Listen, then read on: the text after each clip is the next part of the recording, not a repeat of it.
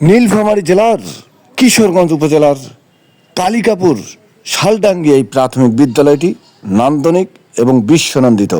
বাগানে অনেক ফলের দেশি বিদেশি মিলে। কি বলছেন প্রধান শিক্ষক?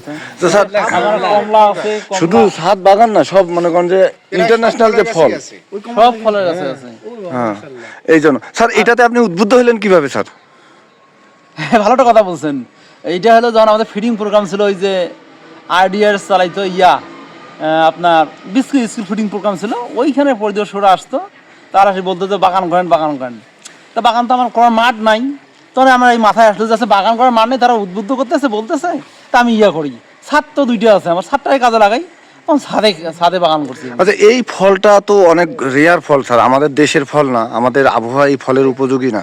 তো সেই জায়গায় আপনি এরকম একটা আবহাওয়া উপযোগী, আবার অনেক টাকা ব্যয় করে যে পিলার টিলার দিয়ে আপনি যথেষ্ট যত্ন সহকারে করতেছেন, তো এটার ভিতর আপনার উদ্বুদ্ধ যে হলেন এবং সময় দিতে হচ্ছে, তো আপনি কি এরকম কোনো স্কুলে দেখছেন স্যার এরকম ছাদ বাগান? না, আমি দেখিনি, কিন্তু শুনেছি, কিন্তু আমি করেছি এটা। এবং স্যাররা আসেন, দেখেন, এবং যথেষ্ট ফল এখানে ধরে, এবং ওই মানে ভ্যারাইটিস ফল আছে এখানে, মানে অসংখ্য জাতের ফল আছে এখানে। কি কি ফল গাছছেন স্যার? যেমন কামরাঙ্গা আছে, আমরা আছে, আম আছে। আমটা হলো বিদেশি আম, সবগুলাই দেশি আম নাই।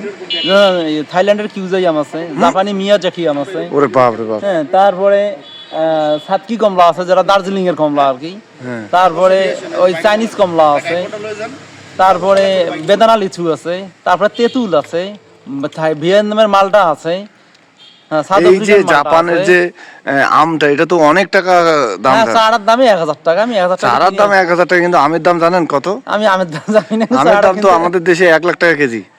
না না না, এত দাম। হ্যাঁ, 1 লাখ টাকা, 1 লাখ টাকা কেজি আমাদের দেশে। এই যে জাপানি মিজাইক যে আমটা, হ্যাঁ, অনেক দাম, মানে আমাদের দেশি টাকা হিসেবে। এবং থোকায় থোকায় আমগুলো এমন ধরে যে গাছটা আমের ভাইতে গাছটা ডালটা ধরে রাখতে পারে না, এত আম ধরে। কত বছর থেকে স্যার এটা? 4 বছর ধরে চলছে। 4 বছর থেকে। আচ্ছা, ধন্যবাদ। স্যারের নাম? মোহাম্মদ মুফাক্খরুল ইসলাম। আচ্ছা, আপনাকে অসংখ্য ধন্যবাদ।